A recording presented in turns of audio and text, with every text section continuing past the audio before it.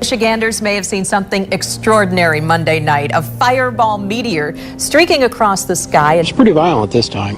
Really shook the house. A man living in St. James City on Pine Island in Lee County wondering what's causing his house to, as he puts it, violently shake. And he's not alone. We've been getting a number of calls, emails, and Facebook postings from other viewers telling us you experience the same thing. One man tells me he's felt his house shaking several times, but today it was worse than ever. What's interesting, a Navy spokesperson tells me they didn't have any aircrafts operating here around that time. But I really don't think it's a sonic boom. I think it's something else. I don't know what it is, because it is. I think it's more in the ground. And he says he would know. I'm a commercial pilot. I used to fly for years. I've spent years in the atmosphere. I've never heard a sonic boom like that. The twisting and shaking is causing damage to his home. The tiles throughout the house are actually starting to pop loose. Every time this happens, it seems like one or two more tiles is getting loose. What's causing this is what I want to know. It's kind of weird. It really is, though, to see that many at one time, fall from the sky. Not one or two, but nearly 40 starlings were found laying dead on this street. It was really unusual. An unusual occurrence and a disturbing sight for both people who live and work around this neighborhood, as well as the responders who saw these birds.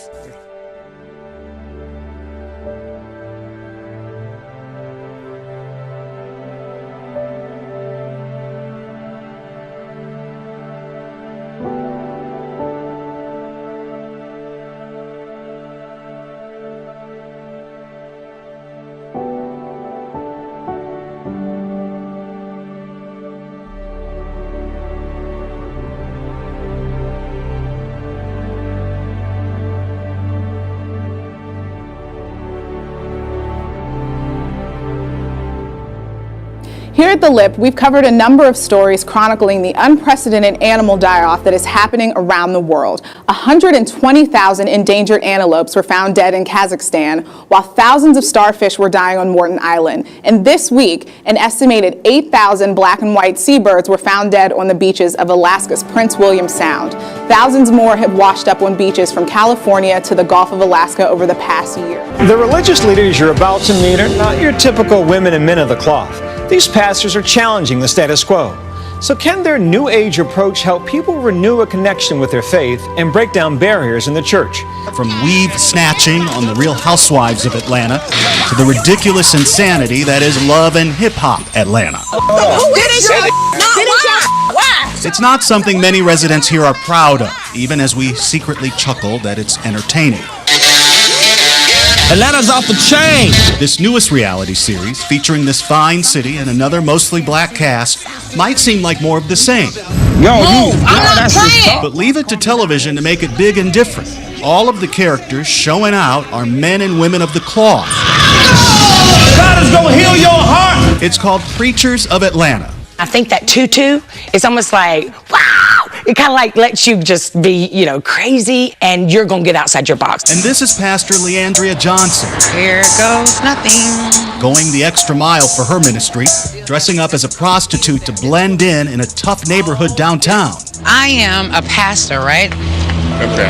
And I'm trying to find women that look like me. She even hands out condoms and cigarettes. You got some condoms? Let me give you some condoms. When all of the pastors get together at a hip-hop listening party, the drama isn't far behind. New tonight now, in the not-so-distant future, you could be wearing all of your personal information, everything from your credit card numbers to your vital signs. It's called the tech tattoo. So this is really going beyond what the fitness tracker is? The latest bio-wearable looks like a circuit board that gets embedded onto your arm. With the tech tattoo, you could carry all your information on your skin. Information like your identification and your credit card numbers. We carry wallets around, and they're so vulnerable. Experts say the temporary tat will also be able to monitor your vitals. They're made with electroconductive ink that contains various sensors and, in some cases, tiny microchips. Cosmetic company L'Oreal is also getting in the action with a temporary tattoo that can track UV exposure and alert you if you're in danger of burning. The future will let you leave your debit card at home. JP Morgan Chase is upgrading all their ATMs this year to let you withdraw money using your smartphone. Well, we've come a long way from saying, I got to go tap Mac, haven't we? It's one of hundreds of features brainstormed at the bank's Innovation Center in Columbus, Ohio. Some ideas, like a fingerprint scanner, got left on the cutting room floor, but others are being put into practice. They want to be able to bank where they want, when they want, and how they want. And this machine is allowing us the flexibility to do so. It's not just Chase customers. Bank of America is making its machines mobile friendly, and Citigroup's ATMs may soon scan your iris for identification. The upgrades over the years have made the machines more popular among customers than visiting a teller. Entering the country at Kennedy Airport will now have their faces scanned. All right, Fox 5's Jody Goldberg is live at JFK to show us how that new security technology works. Jody. Terry, Steve, it's all in an effort to make air travel safer. This was first tested at Washington Dulles International Airport, and today's the first day the system is online at JFK. It's another tool to make sure U.S. Customs and Border Protection is keeping its citizens safe. Right now, there are 18 machines spread throughout 3 terminals at JFK. Officials say at least 500 people a day chosen randomly will be screened. And now the goal is to have facial comparison at all 5 international terminals here at the airport.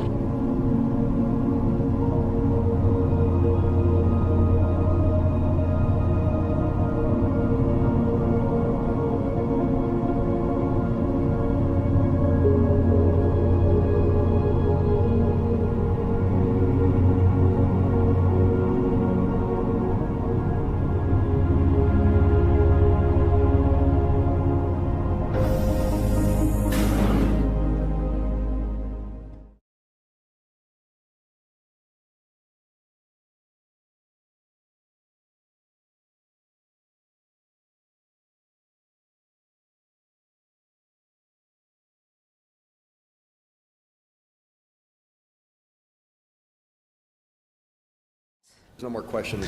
Dealing with the devil, passion, tears, and hours of debate later, Satanists will not be leading the city council prayer in Phoenix, nor will anyone else going forward. We have live team coverage on this polarizing decision. No more prayer at Phoenix City Council meetings. It's been replaced with a moment of silence after a Tucson-based satanic group requested to read the invocation. Now the group will get the chance to speak in Tucson.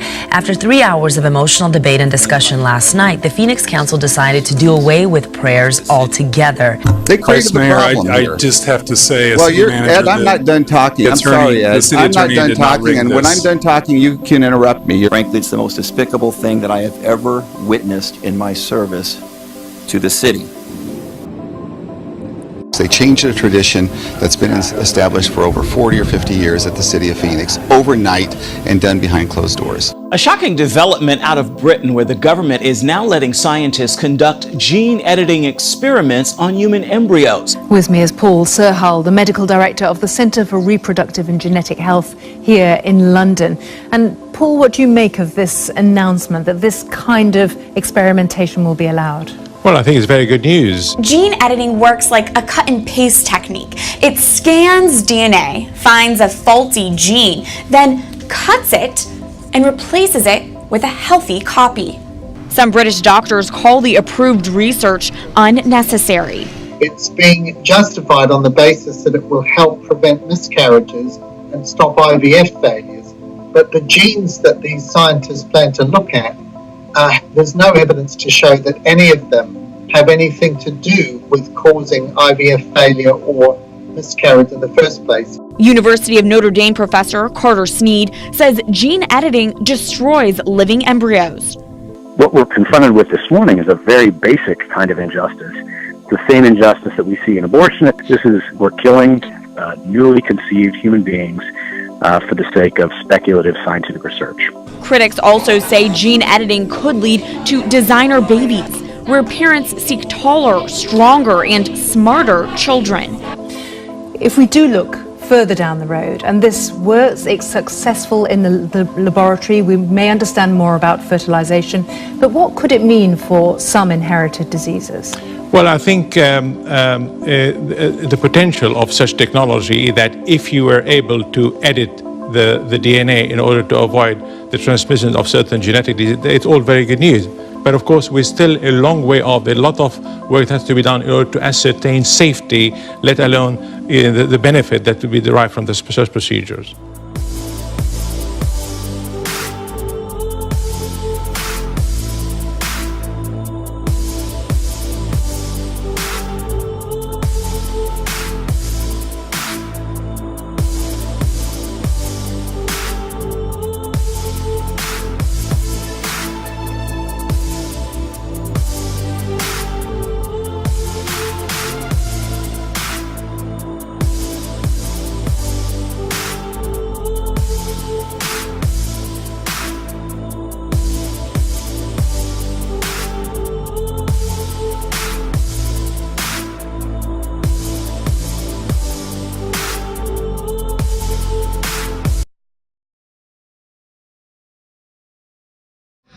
Très proche de celle de Val Thorens, ce qui aurait pu enduire avec de l'erreur.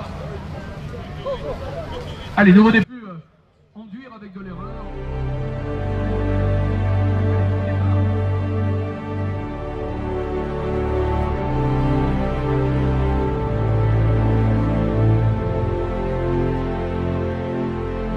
More and more people are paying with cards rather than cash these days. In fact, some countries in Europe are already on track to becoming completely cashless societies. Well, there has been precious little water in southern and eastern Africa where El Nino is scorching the earth. The third most powerful earthquake in Oklahoma's recorded history jolted the northern part of the state this weekend. The ground keeps shaking in Oklahoma and more violently. This year already 140 quakes. An earthquake rocks Inyo County, sending shockwaves through Bakersfield. And tonight, geologists are explaining why an earthquake 3 hours away was felt right here in town. Now to a developing story. Bad news for our local beaches. They're being washed away at an alarming rate. Oceanside not the only city dealing with this. We'll show you 6 other troubled beaches coming up tonight at 7. New wrinkle in the issue of the high cost of higher education, and for one Texas man, his student loans landed him in jail. The U.S. Marshals showed up to his Houston area door with an arrest warrant. All right, what's the worst that could happen to you if you don't pay your old federal student loans? Garnishment, something on your credit report? Well, how about being arrested by the U.S. Marshal's Office? Yeah, you don't expect that. Well, Donna, Melinda, I still can't believe this one, but it is just mind-blowing. This is a story that will likely outrage you and leave you wondering, why are the resources of the federal government being used this way? Joining me live is Paul Aker. He had a student loan debt from 1987. The loan was $1,500. Last Thursday, 7 people in combat gear with automatic weapons showed up at his home and took him to jail for a 29-year-old student loan. Those people were U.S. Marshals, Deputy U.S. Marshals right here in Houston. New tonight, some pet owners in New Jersey are fighting back after being told their condo association wants their pets to undergo testing. CBS 2's Jessica Schneider has more now on what could amount to mandatory dog DNA testing. Barbara Mintz treasures her 2 Puggle pups. Oh, no, let's not fight. So she was alarmed when she got a letter from her condo association proposing mandatory DNA tests for them and the rest of the dogs at Eagle Ridge in West Orange, New Jersey. It took so long for me to become a homeowner. I would think I would have some kinds of freedoms around here. The condo board wants dog owners to provide a DNA sample. It just seemed to me a little extreme. People here say they're not sure why the board wants to do DNA testing on their dogs. But lawyers say condo associations are free to mandate DNA testing, and it's happening all around the country. From CCTV to GPS tracking, surveillance is all around us, but now we're being watched more than ever in the workplace. New technology allows bosses to tell whether workers are at their desk, what they say, even how they're saying it, and it's completely legal. The sensors are completely anonymous as they monitor the presence of people at each desk. If an employee accepts it, says, look, okay, I'm prepared to work in an organisation that puts me through this sort of ordeal, then they've got no rights. They have literally signed up for it and given away a right to privacy. Say cheese when you board a DART train this summer. The transit agency is adding cameras and controversial new technology will follow. Brooke Rogers live in Dallas for us tonight with a timeline on all of this. Brooke.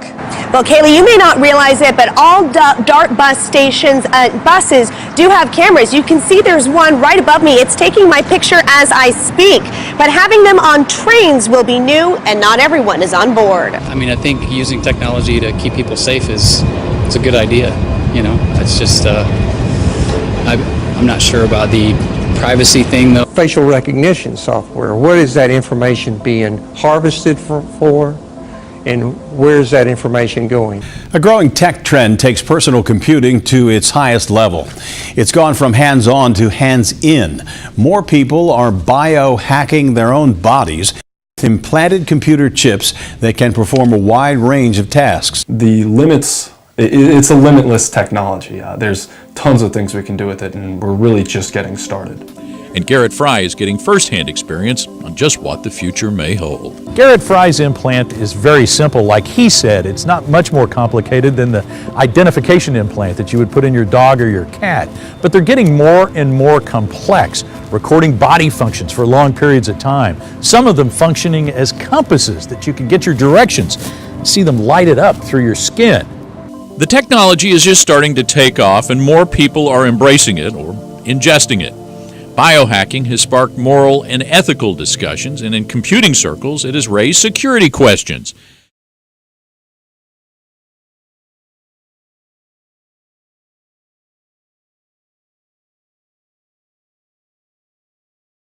There are calls for a controversial program which aims to educate students about their gay, lesbian or transgender classmates to be removed from South Australian schools. While some parents have told 9 News they support the program, a federal senator says the lessons go too far. It's called Safe Schools, a program designed to make students comfortable with their same-sex or transgender classmates. 53 South Australian schools have signed up to Safe Schools. The program aims to help students understand different sexualities, but also encourages them to avoid gendered words like he or she, in favour of the terms they, ze, or e.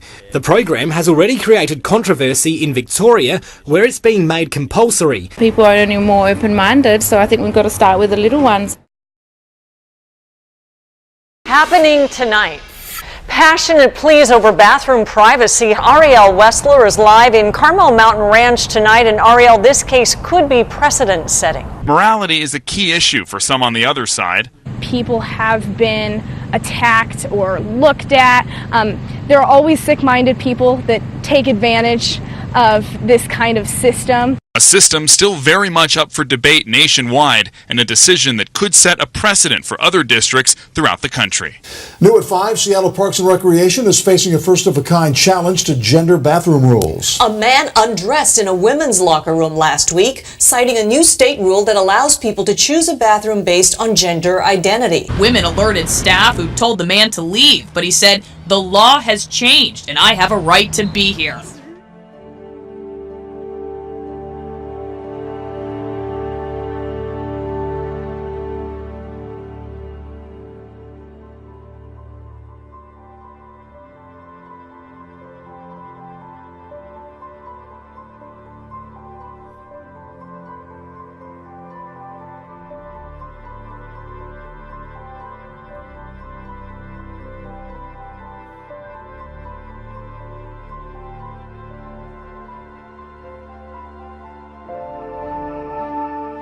Eight-time boxing champion Manny Pacquiao is apologizing for his anti-gay remarks, but the repercussions are just beginning. 8th Division World Champion Manny Pacquiao is arguably the most famous Filipino in the world. He's a hero in the Southeast Asian country. On Wednesday, Nike announced it was ending its relationship with Pacquiao after the company found his comments abhorrent. The announcement comes as Pacquiao prepares for what he says will be his last fight on April 9th against Timothy Bradley in Las Vegas. And we don't know exactly what it is. And new tonight, concerns over mystery gunk falling from the sky. What on earth is it? An unknown substance has coated several homes in one neighborhood. 7 Action News reporter Aaron Baskerville is live there with more. Aaron, what's going on? Listen, that's what everybody's trying to figure out. It's certainly a mystery out here. This tar-like substance is everywhere. So like I said, imagine if this was your house or your home, you'd be very upset. You were just looking at the driveway coated in that tar-like substance. You can also see the car coming up tonight at 11 on Channel 7. Something is keeping an entire town up at night, and no one knows what it is or where it's coming from. And they could use your help. As mysteries go, there aren't many that can match this one for being just as annoying as it is unexplained. That high-pitched sound wreaking havoc on Forest Grove, Oregon for weeks, mainly at night, even waking people up. It sounds like brakes to me. Local officials have ruled out a water valve, gas leak, or wildlife, and the nearest train track is rarely used. The fire department doesn't know what it is either. Welcome to the X-Files, back on TV again. And so here we are. The truth is out there, and whatever it is, it sure is loud and baffling.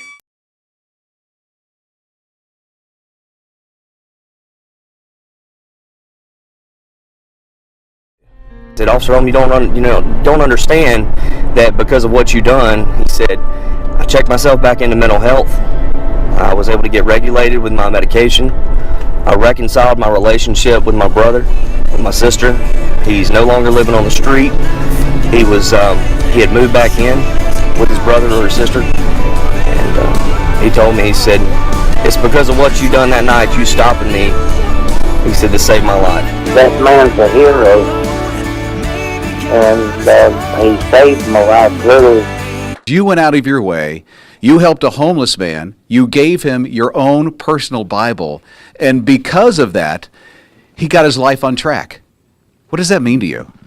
It's the most tangible thing I've ever experienced with being a witness and being obedient to God. So it's awesome. Look me right in the eye. Would you see the pain deep inside? Would you take the time to tell me what I need to hear? Tell me that I'm not forgotten. Show me there's a God who can be more than all I ever wanted. Right now I need a little hope. I need to know that I'm not alone. And maybe God is calling you tonight to tell me.